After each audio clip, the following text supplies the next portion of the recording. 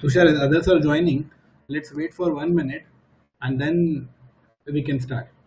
Okay, sure.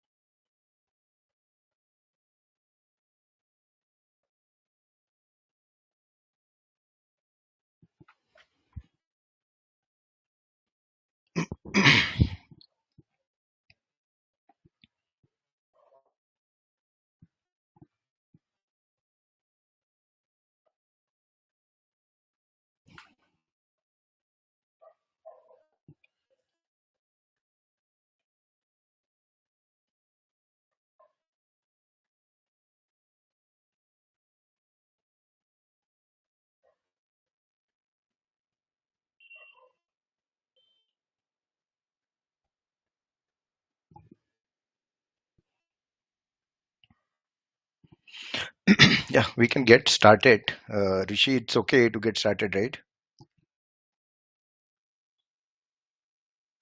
Yes, Tushar, I think let's get started. Uh, so, hi everyone, welcome to the session. So, we have Tushar here, who's Director of Software Engineering in Morningstar, who has been leading the AI teams and also leading many different applications in the space of AI, softwares, Java. So I'll introduce Tushar to everyone who's going to take today's session on RAG. So Tushar, the whole stage is yours to take. Yeah. Yeah. Thank you, Rishi, and thanks for this opportunity. Heard a lot about Vidvatta, mostly the interactive platform which we have, where a mentor can look at the trainer's notepad and code notebook and code, and then he can ensure that both are interacting, and both are in sync when it comes to problems, so that the learning becomes more interesting, and there is a proper control of mentor, and a learner is also enjoying it. I'm Tushar Gowde, Director of Software Engineering in Morningstar. I have around 23 years of experience. We are into AI since 2018. We had formed the team for the text extraction based solutions. Morningstar is independent investment research firm, and then we deal with lot of text data. We extract data from a lot of public domain, right?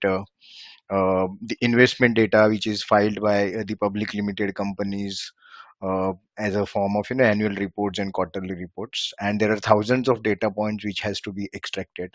So since 2018 we started working on these NLP based solutions, where we had used discriminative AI widely.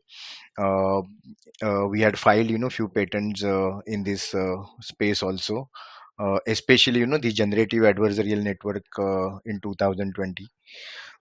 And now since Gen AI, we are working on a lot of use cases related to LLMs. Talking about semantic search and the retrieval augmentation generation. If you look at a typical extraction of a data, or a typical summarization, or reasoning which has been done by LLM, is shown in this diagram, right? What happens is we pass on the documents, or we pass on, the prompt to the LLM, and then LLM, extracts the data. So what's more important is the context which has been set to the prompt, right? uh, no matter, organization spends millions or millions of data on, say, LLMs or agentic AI. As long as your data is not correct, you will not be able to get, the accurate outcome. So that's why when we talk about retrieval augmentation generation and why do we need, the most important thing is, the LLM accuracy. Whatever use cases you have worked on, you might have struggled with the accuracy of a, LLM outcome, right? Whether it is extraction, classification, or text summarization. And that's what, the retrieval augmentation generation is talking about. Of course, it's a very old concepts as far as, the Gen AI or LLMs are concerned, because nowadays, people are talking about agentic AIs, MCPs, although they are, 6 months to 1 month old concepts. If we talk about MCPs, or if we talk about agent to agent concept, which is, 1.5 months of old concept. But if you talk about RAG, it's, almost last 2 years people are talking about RAG. Why RAG is very important is because I have seen, I have seen a lot of problems in the production, and then people were struggling to get the accuracy.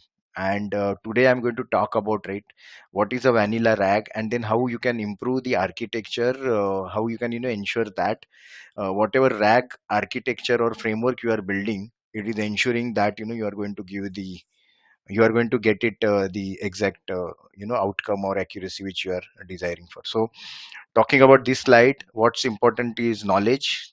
LLM may lack that knowledge if your RAG is not architected, or if your RAG is not properly retrieving the data.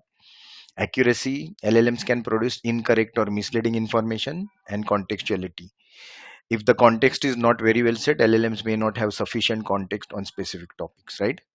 So now, talking about the context, right?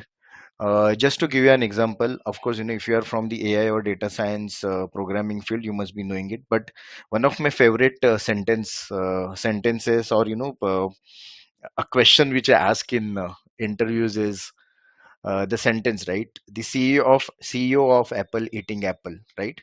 So how does, the context related to the apple is set, right? There is one apple which is related to the company, whereas there is another apple which is related to the fruit, right? And this is where, the context kind of concept comes into picture. Let's not talk about, the whole encoding, decoding, or mathematics behind it. But then what happens is, there are two different apples, right, having a same kind of encoding, same kind of, vector number given to it. But then there is a concept where, these specific apples are uh, moved towards, one apple moves toward the company, and then second apple moves towards the fruits, right? So there will be a vector of banana, oranges, where, the one apple is going to move, and then there will be a vector of, say, Apple or Tesla or Facebook or Alphabet, where, this apple is going to move, right? How does that happen is, the concept of transformer and all those embedding concept comes into picture, right? So what as a human being we know is, apple as a word, alphabets, or a meaning to it. But then what computer knows is the numbers, right? And that's where, we convert those into the vectors, and then there are embeddings where, those specific vectors are aligned to the specific context. What's important is to identify, the apple as a company. The word before it is, CEO, so that word space plays a very important role. Whereas in case of apple as a fruit, the word eat coming prior to the apple is playing a very important role. So we have, positions. So those positions of the apples are letting us know, whether those vectors are going to move. So that's what, the concept of embeddings. So if I talk about, the building blocks of the rags in terms of, the sentence which I have spoken about, right? How the computers, or the machines are understanding, there are two different contexts related to the apple, right? So there is a document source, And then from the document source, let's talk about a 200 page of documents. Let's talk about, say, annual report. And then annual report consists of huge amount of data points. We want to extract, say, total shares outstanding from, say, Tesla's annual report, right? Now there will be lot of outstanding, there will be lot of paragraphs with outstanding shares words, right? We are talking about a paragraph, or a sentence which is going to give us a total shares outstanding uh, sentence, or a context from those 200 documents, different paragraphs and sentences. So making our LLM intelligent, so that it can have that context, is what a RAG. So what we do is, if there are 200 different documents and there are thousands of paragraphs, we do a chunking.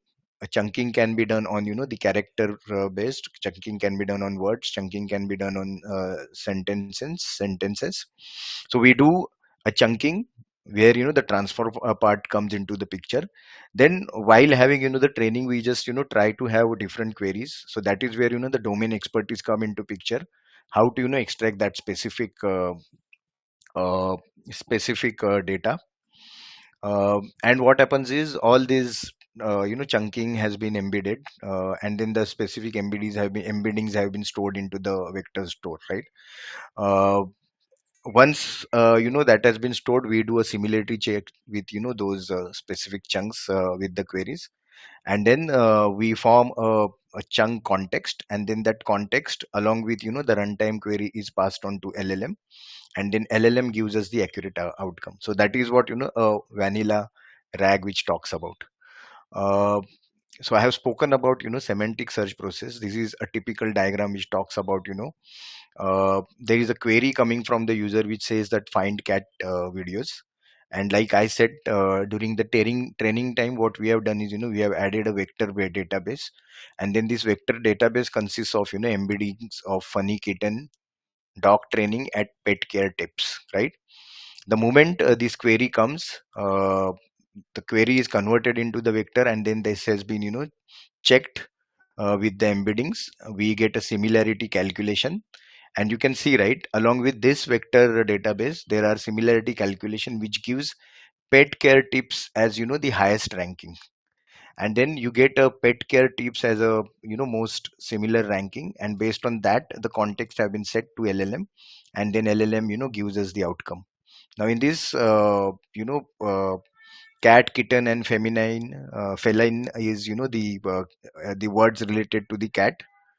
But then semantic search is the understanding the meaning of cat, kitten, and feline. So I just spoke about the vectors, right? How does this has been aligned using transformers. So there are various text chunking strategies. We have character based chunking, we have word based chunking, we have sentence based chunking. Also there are advanced chunking strategies which are semantic chunking. There's a sliding window. So what we do is we just keep on sliding, overlapping with the shared context. So we have, say, chunk size of 525, 521, but then say 1000. Then we might have a chunking overlap of 100 words, right? So that is a sliding window. And then there is hierarchical text chunking strategy.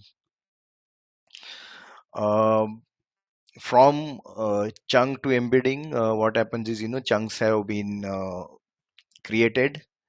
uh, See, the most important part is the text processing. Those chunks can be cleaned, tokenized, and then it can be passed to embedding models.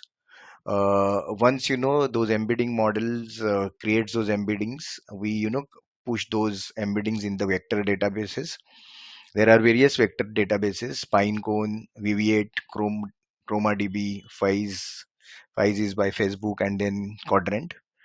uh, so based on the use case, you can select those databases.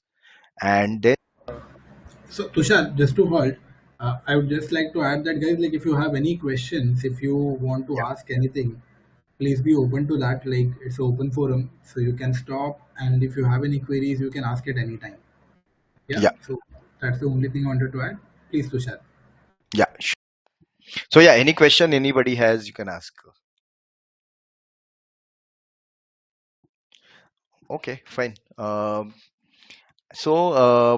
so if we talk about RAG, right? RAG could be very expensive process if it comes to dealing with a huge data. So in our case, what happens is every quarter there is a peak time when there are all the companies worldwide, they start filing their annual reports or quarterly reports, and during that there are millions of pages we process, right? So that is what the cost and scale has to be considered when it comes to RAG solution.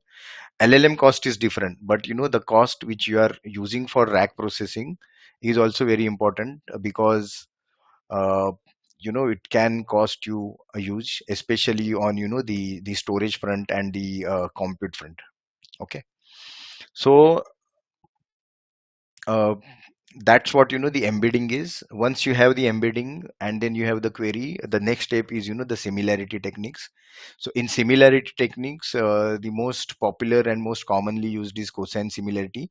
That doesn't mean there are other techniques which are not been used. Euclidean distance and dot product are also the similarity techniques which have been used, uh, depending on the requirement again, right? There are other advanced similarity techniques also, but then based on the speed, accuracy, memory usage and implementation, it differs, right, which similarity techniques to be used. Yeah, so moving on to advanced RAG technique, I would like to show a vanilla RAG code. um, so let me go to. Hi, Tushar sir, Pankaj here. So, the for vector databases, like we have to select the database or it come with embedded one, like Pisces, quadrant. We have to select this, or it will come with directly with the inbuilt one. No, no, you have to select that. Okay. See, Okay. generally, so when you are dealing with a enterprise related solution, right? If you are Hmm. writing a sample code, which is fine, but when you are giving a solution to your organization, it's more of a architectural and system design level problem which you are tackling, right? So that is Yeah. where you have to talk about, right, what the problem statement is, what the scale looks like, right, how much data you are going to process, and Hmm. what is the cost associated, what's the budgeting factor associated with it, right? So Yeah. based on that, you have to take a call. It's more of a architecture and system design call. So let me Yeah. tell you one thing. Nowadays, Hmm. after, especially with Gen AI, this problem is now more of a an engineering problem than a data science or AI engineering related problem. If you are Correct. very well versed with a RAG concept, it's Hmm. more of RAG, right? It's a document, parse, create a chunk, embed, and push it to vector database. But to answer Yes. your question precisely, it's not Hmm. embedded. You have to take a call with your architects, system No. designers. So What is the currently, I'm problem statement? handling Yeah, like what are the, yeah, we just have implemented the Pisces databases, and we are using quadrant also for few one. So that's why I asked. It's depend because I never get a chance to implement it. I got it the already set up. Already set up. It was already set up. So I'm just managing that. So that's why I asked. Ki, sure. when we are going See, for the new one, yeah, See, so the important concept is, right, do you want to yeah, persist your vector store? For example, there is one document which has been yeah, used by 10 different processes, right? yeah, And correct. it's not sequential processes. So one process is taking that document maybe today, another process might take it after say 2 hours, right? But then I Yeah, want to have that document to be persisted for say next 1 month. Anytime I can hit that document and get the data. So in that case, go for VV8. Now VV8 has used to be open source. Now it's closed source. But then yeah, Postgres is also coming up with a concept of vector database. So people are yeah, moving and in that direction.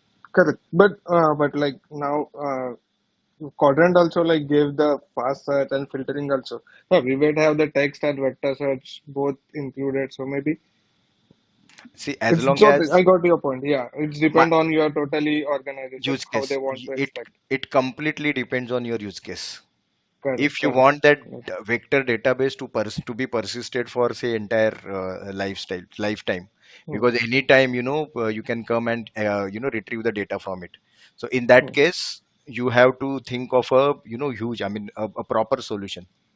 Okay, correct. there is no Yeah. specific typical answer to this, right? But it again Hmm, hmm. depends on your problem statement. Yeah. Got it, sir. Thanks. Okay, yeah, thank you. Any question? Fine. So Rishi, I will start sharing my Google Colab. Okay. Uh, Sure, Tushar. I think let's get started with that. okay. Fine. Sure. So what I am the use case which I'm trying to explain is there is a Harvard Business Review document which is of 11 pages, and it talks about how Apple is organized for innovation. And then in that document, the context is like when Steve Jobs came back to Apple. He was earlier fired, but then he came back to the Apple. What he did was, he just looked at that, the innovation has to be fast tracked. If we want to make Apple as the key uh, organization in the world, right? And that is where he came up with a concept of a functional reporting. So earlier, what used to happen is each P and L used to report to a manager who was not controlling, the innovation under him. So what he did was, he did the organization revamping, and then he introduced a functional organization. Why functional organization? Okay, and these 11 pages, talks about how did Apple succeeded, and how Apple become successful by having these organized functional organizational change. And then overall, there is a what are the leadership characteristics, and then if you want to go ahead with this functional organization concept, how you can succeed is what this specific document is talking about.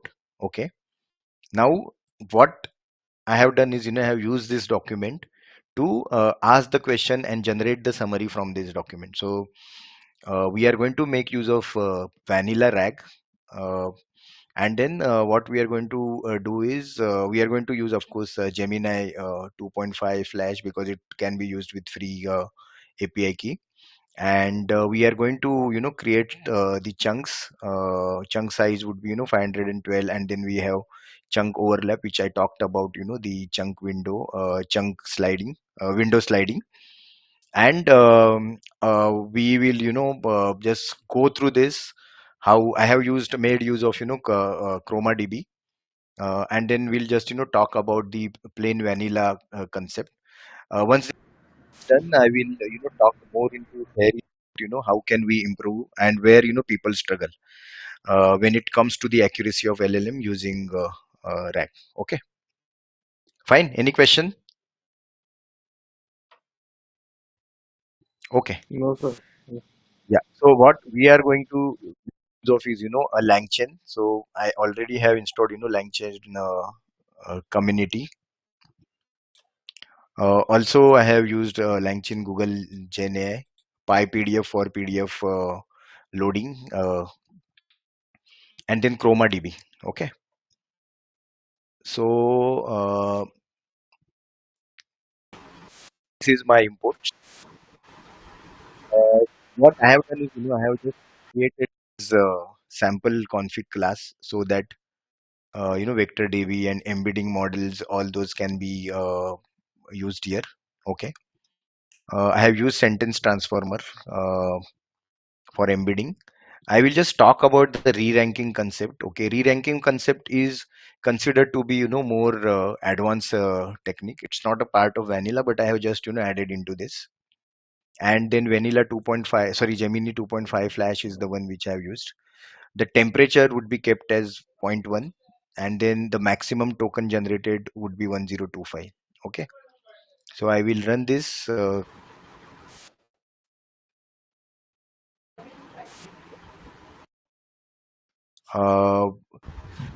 HBR file is already present here, so I will just, and then it says that successfully loaded 11 pages. Uh, I have just added first 20 for 200 page content to be displayed. Now this is very important. I talked about the text chunking, right? So here what I am doing is making use of a retrieve character text splitter. Uh, the chunk size I have given is 500. I have hard coded it to 512. Earlier it was 1000 in the config file, but I have made it to 500, and then I have kept chunk overlap to 50. So I will have 500 plus 50 would be overlap. So next 500 will have the 50 overlapped in the next 512. Okay. When I say length function length, what I am saying is I would like to have a character chunking. Okay. Separator. So when I say double slash double n, sorry, slash and double times, that is this is paragraph separator. This is this is new line separator. Dot is a sentence separator. This is word separator, and nothing is character separator. So this is how we can do a character splitting. If you want to do a word splitting, you just have to change this to you can make use of lambda function, and then you can have this specifics splitter to be used for len. If you want sentence splitter, you can make use of dot. If you want a new line character splitter, you can use this, and for para you can use this. Okay. So text splitter dot split will start creating the chunks. Now this is a chrome db installation. Of course it's a pip, but vector store is where the chrome db installation is going to happen. This is where we are going to create an embeddings. This is initialization of embedding. So I said, right, I am using sentence transformer for embedding. So what I am doing is creating an embedding instance, and then we'll create an instance of chroma db vector store. So I'm going to go pass the chunks embeddings, and then I'm going to pass the configure vector db path, and the collection name would be HBR document. So if I run this, it says that I mean, I say I have uh, run this pip install. Uh,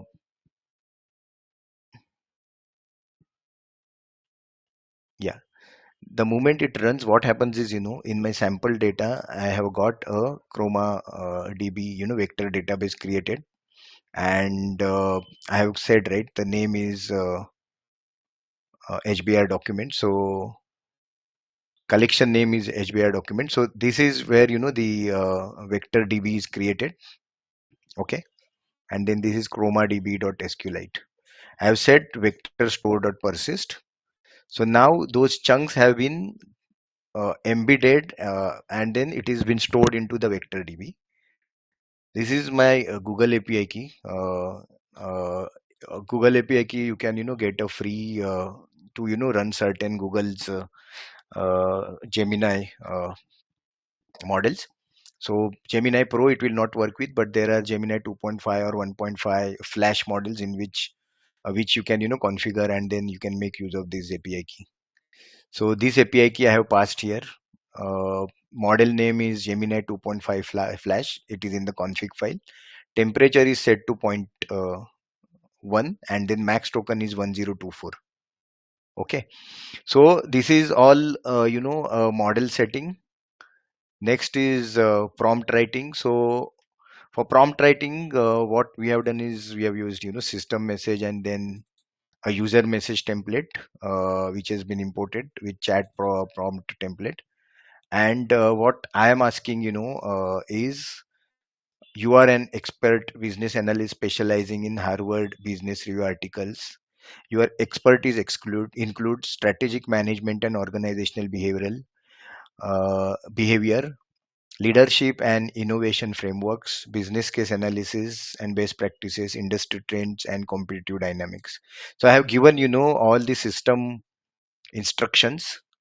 Then I have said human template. It is more of a system, and then second is a user based instruction which says that please analyze this HBR article content and answer my question. Okay. This is runtime context I'm setting, and this is runtime question I'm setting. So I'm just trying to create a few short prompt. Okay. And then I'm saying provide a comprehensive professional analysis based on the context above. Then, of course, you have to set the system template and human template, and then you pass it to chart template to format message. Okay. So, yeah, actually, you have to mute. Yeah. Okay. So, the moment you do this, I am just now going to run. So, my document have been identified. Then I have passed the PDF. I have created the chunks. I have created the embeddings, and then I have now stored into the vector. And then I have created the prompts, which the prompt have been passed on to the model. And the next part would be more of a execution. But then this is what the overall flow looks like. So vector search, then 8 chunks, semantic re-ranking scoring. So I'm going to talk about re-ranking scoring, which I have done. And in the re-ranking, what I am asking is to take a top k base. So I have asked out of 8 the best 4 chunks to be taken, and then the context is created, and then it has been passed to Gemini. It's not Pro, it's 2.5, and then we get a final answer. Okay. Re-ranking concept is it gives a better relevance, improved accuracy, filters out relevant chunks before generation, and smart selection of best chunks. uh, so this is my retriever, which will retrieve the data from the vector DB. The question which I have asked is, how is Apple organized for innovation?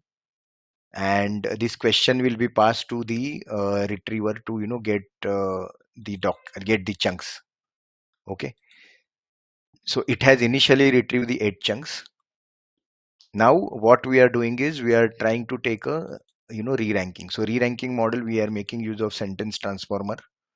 I have said top k is equal to 4,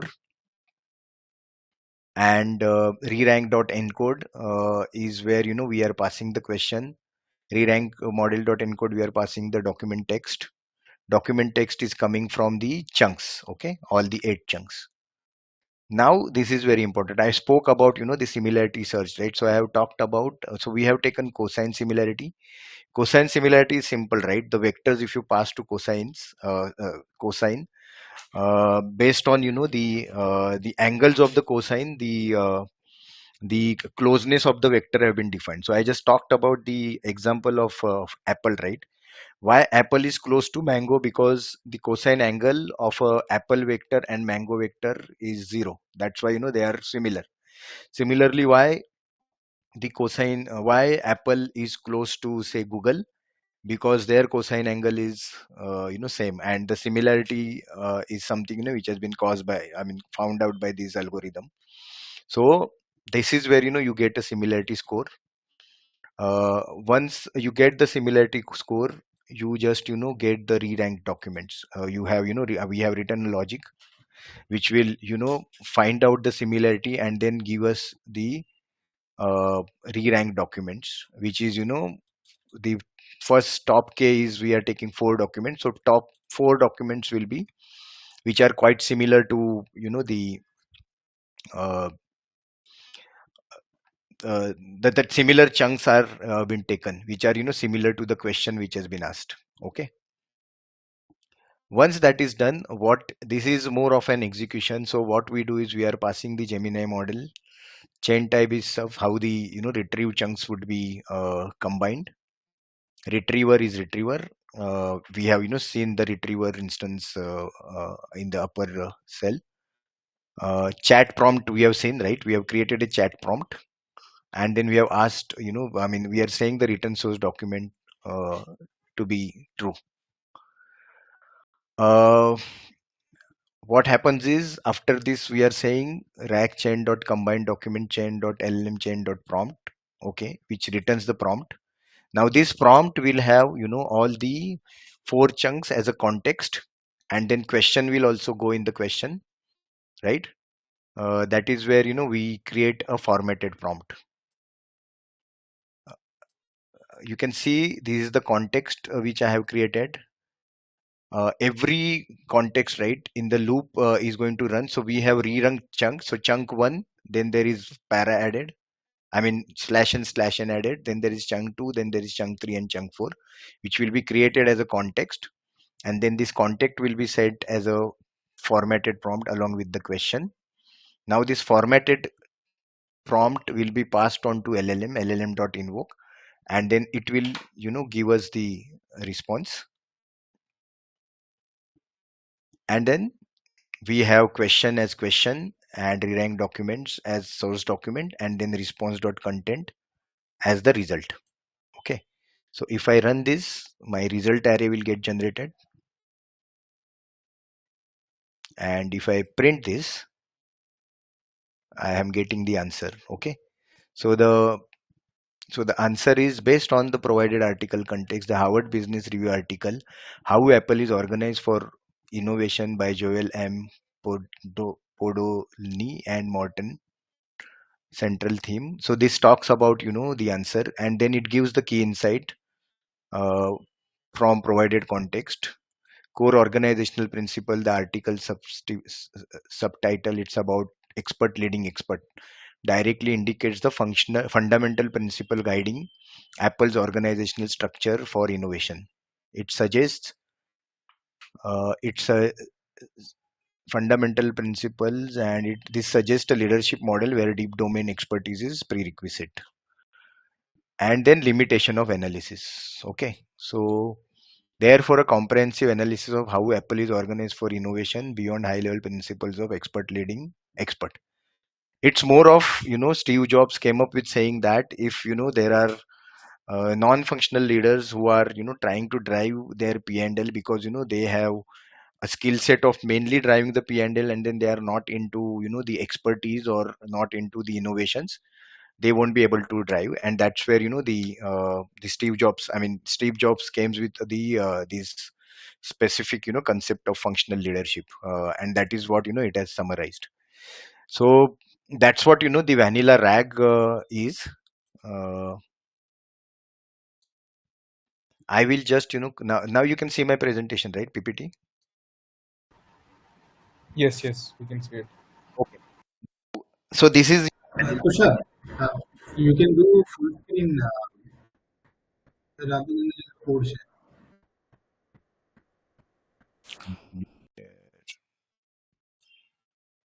entire. So now it's 7:43. I'll just take 5 minutes to talk about the advanced rack techniques, and maybe we can take a questions. So advanced retrieval techniques, right? I just you it's full screen, right? You can see, right?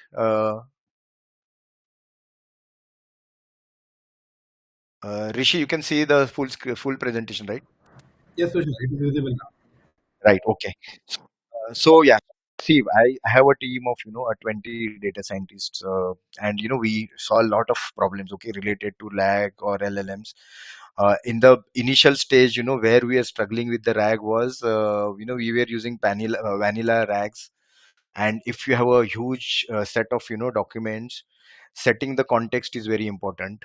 And when you are dealing with a vector kind of storage, huge information, what's very important is setting a right architecture. Okay, that's where the advanced retrieval techniques and advanced generation techniques comes into picture. Of course there are a lot of concepts behind it, lot of mathematics behind it, but then uh, if you are not sure about your data, right, the information is sparse. For example, what is the performance of a Tesla car, right? That specific thing is present inside one or two paragraphs, right? And then there is a huge amount of documents, and you are not able to generate the context. This is where the concept of hypothetical question comes. You can train your RAG in such a way that you can create a hypothetical generation, you can ask the hypothetical questions. Second is systematic retrieval, where sorry, structural retrieval. It's not systematic, structural retrieval, where there is a similar information present inside inside the documents. uh, so you have, like I said, right, outstanding shares present inside say 300 different paragraphs, and I am bothered about, say, total shares outstanding, right? How can I ensure that I get a proper context and proper retrieval? So this is what a structural retrieval comes into picture. When a user query is not clear, you have to think of a query expansion. So that is what the advanced retrieval techniques are. And then advanced generations, right? So compression, if your relevance score is low, if the context, if you just try to get a relevance from the context and the score is come, of course there are techniques to do that. You can try to compress the information.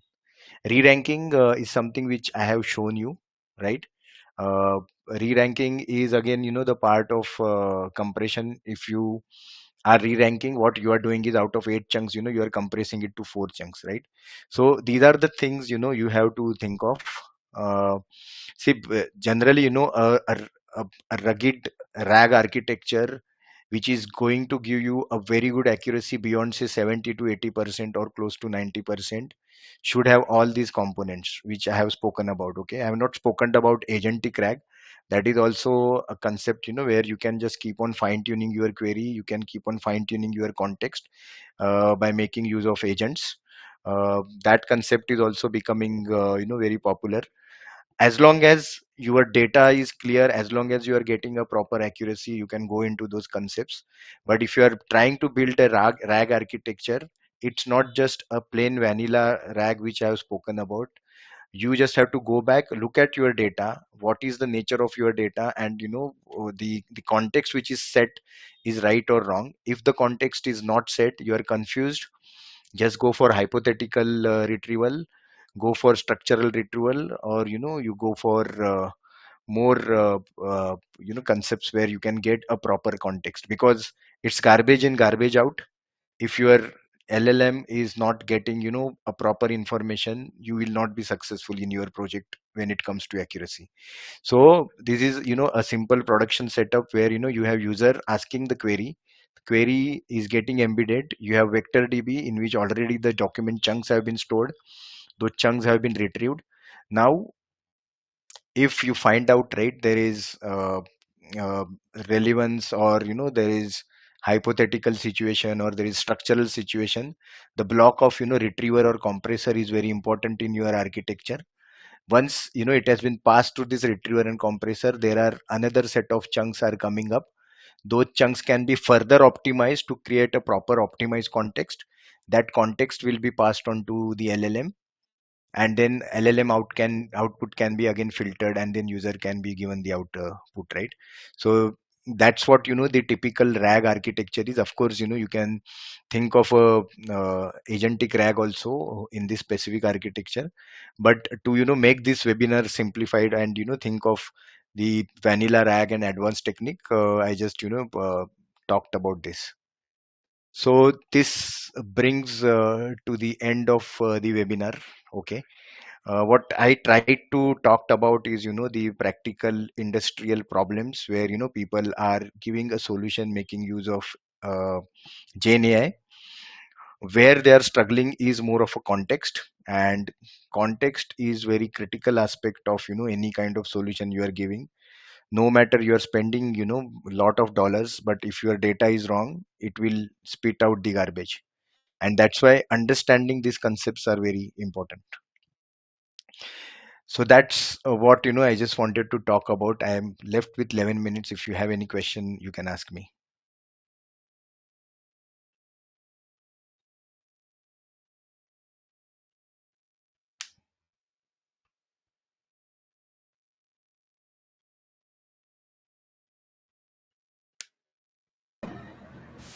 Thanks a lot, Tushar. I think that was a very great session on RAG, like how RAG is being used in the industry.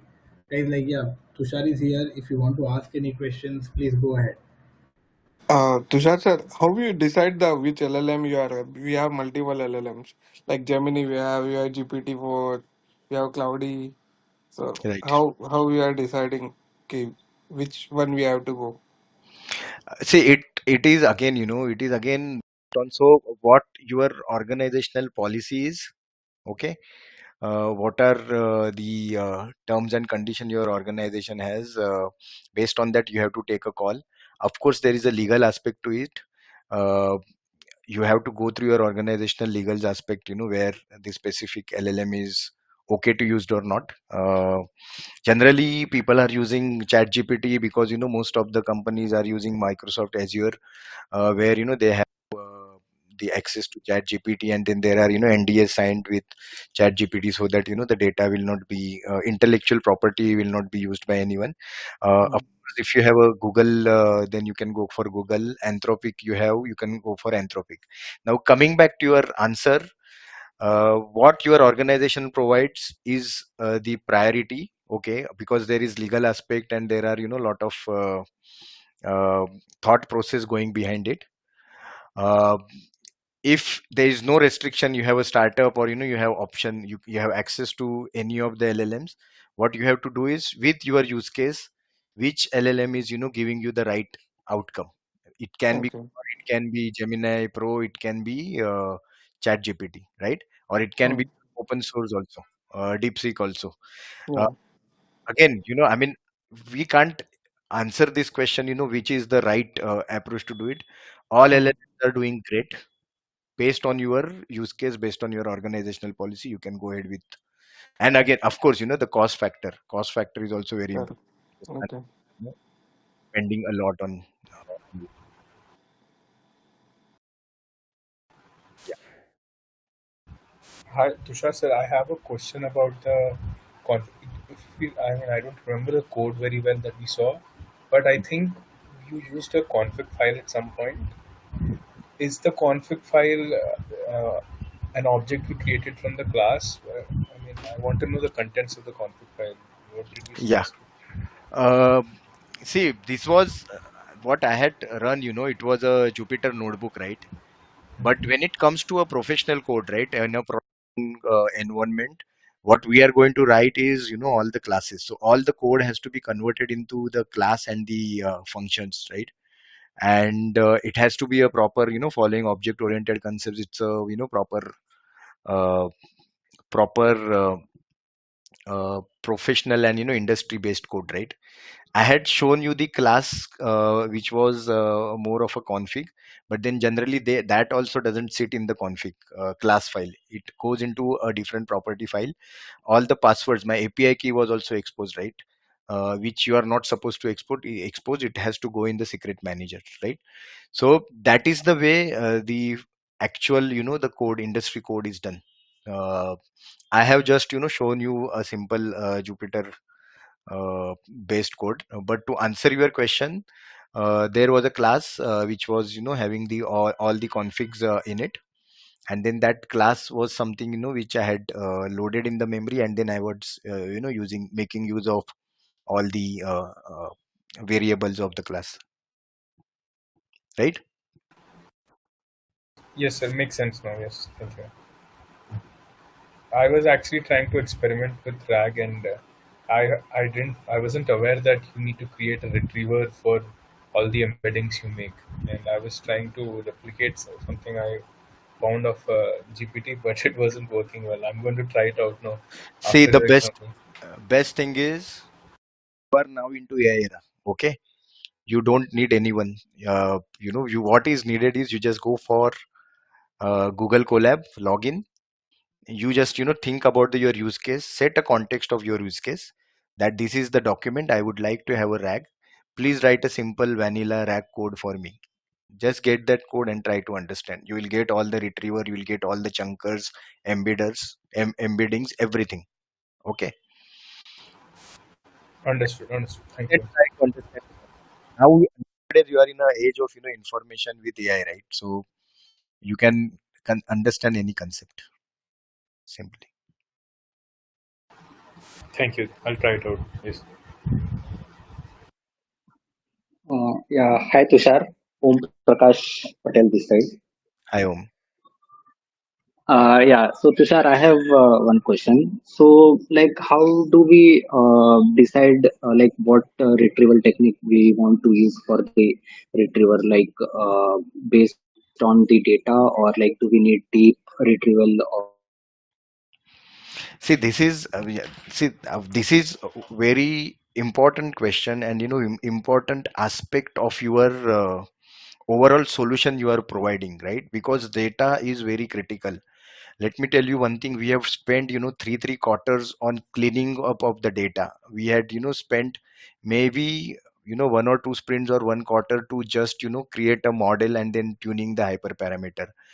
Data is very important aspect, because like I said, if the data is not correct, it's garbage in, garbage out, right? That is where a team of domain experts, that is where a team of AI experts, architects, all those come together. Of course, architecture is a different uh, part of it, but then understanding data is very important. Like I said, now you have, say, a annual report, right? Which has a similar kind of paragraphs, right? And from which you want to extract the data, ask the question. You have to go for a structural retrieval technique, which is more of advanced. If there is a data which has very sparse information in it, you have to go for hypothetical questions and then generate a hypothetical chunks and push it to the rack, right? And then, so this is what, I mean, there is no question to this answer. There's specific domain might need hypothetical, specific domain might need structural retrieval, right? What's more important is sitting with the domain experts, understanding the problem statement, based on that giving the solution. That's the answer to this, Omi.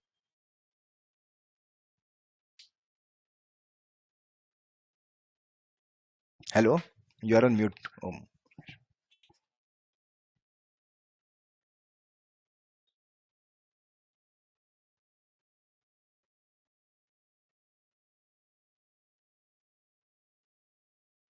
Hello. Yeah, but you're audible. Yeah, yeah. Okay. I Yeah. think Om Prakash has dropped, I guess. Okay. Yeah, yeah, I think he's not there. Yeah, he might have some problem. Yeah. Yeah. It was a great session overall. I hope it was a learning to you guys. Any feedback? Like, was it useful to you? I think Om is back. Hi, Om, Om. was it clear? Om, was it clear or you dropped? You got dropped. You're on Yeah. mute, Om. Yeah.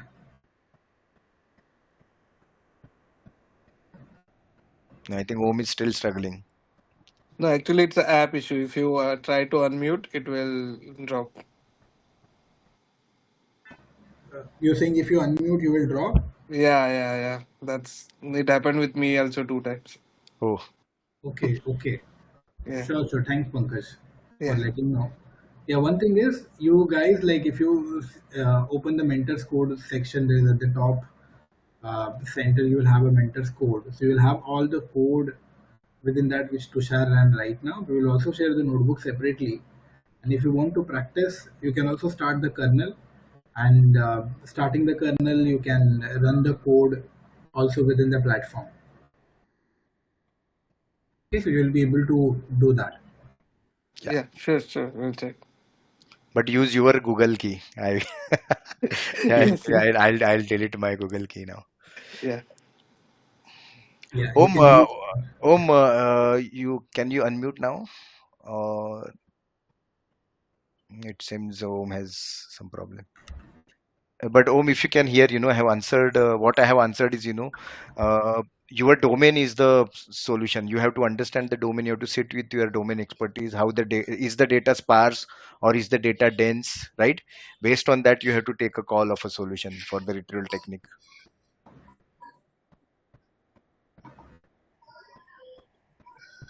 Okay, okay. Yeah, Yeah, actually, I was facing some issues. Yeah, yeah. so but I got, and also I have one more question. Hmm. So basically, how do we make sure our RAG is not, suppose we are training our RAG based on some of the sources, multiple sources, and it is giving the result, but how do we make sure it is not having any biases based upon any specific source that we are giving it as input or giving as training data? So I haven't, talked about the evaluation part of it, but there is a concept called as ragas. There is concept called as rag triads, where you just check, the groundness and faithfulness. Also, you can take out the precision and recall, right? So there are various evaluation based on that. You can Mhm. check how does your RAG is behaving. Okay. Okay. Okay. Yeah. Yeah, got it. Great, everyone. So I think you like Tushar's session and the questions that you all have, right? Like we have been coming up with a course on AI engineering with respect to all the things that we discussed, like evaluations, building the model. So we have got like all of those things covered. It's a 2.5 month course where like senior people like Tushar and other senior people will be there to guide at the end of the session with the projects and all. So I'll be sharing the link. So overall, we have foundation, prompt engineering, RAG-based systems, building AI agents, creating responsible models. How do you create evaluations of the model, and then deployment of it? Like how do you use cloud and other approaches to deploy this model? And then like how you can set up an end-to-end project. So we will be supporting with the capstone to take you through the end-to-end process of it. On top of it, you will also get more perks like you will have access to Azure credits.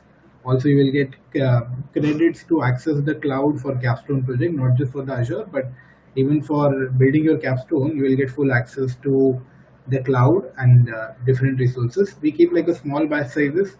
Don't go for big batches so that we can give personalized attention to everyone. And then we also provide this live coding session where within the platform you will have access to code together with us. So that is also one more benefit. So those are like core things. The prerequisite would be you should be good in Python because we'll not be starting from the scratch with respect to the Python. So prerequisite would be you should know the Python, very basic understanding of what machine learning is. Even if you don't have it, we'll be adding. But yeah, some level of understanding of basic machine learning would be good, and some knowledge about the APIs. So I'll share this detail. Like we will be starting from third week of September. So if you think you would be interested or any of your friends who would be interested to enroll to this course, you can surely let us know. You can respond back on support@vidvita.com or over this website. You can also register. Okay, you can just add your details and we will get back to you. Okay, so that's one thing we wanted to add. So there are two courses. One is AI engineering, and also we are coming up with the ML ops course, which is more in terms of how do you deploy the ML models, how do you also work on LLM based models. So not the building part of it, but more of the operations part of it. So ML and LLM, how do you operationalize those? So this is also one more course we are coming up with. For AI engineering, we already have one batch which is going on. We are now going for second batch. But for ML Ops, we are coming up with the first batch, and this will be starting from the first week of September. So within this, we are talking about like ML Ops essentials, experiment management, data management. How do you deploy the models? How do you create a CI/CD pipelines? Monitoring, deploying deep learning models, LLM ops, advanced deployments. So those are all things we are going to cover within the MLOps section. So even this course will have a similar type of features, which will be like a limited group batches. So those are the two courses. If you think anybody, if you are interested, you can fill the form, or if you think your friends are interested into getting into it, you can let them know. Okay, so we'll share the session recordings and the course details at the end of the session. Any questions?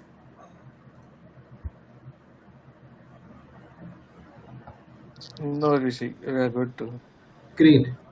Yeah. Great, everyone. So thanks a lot for coming on the Sunday.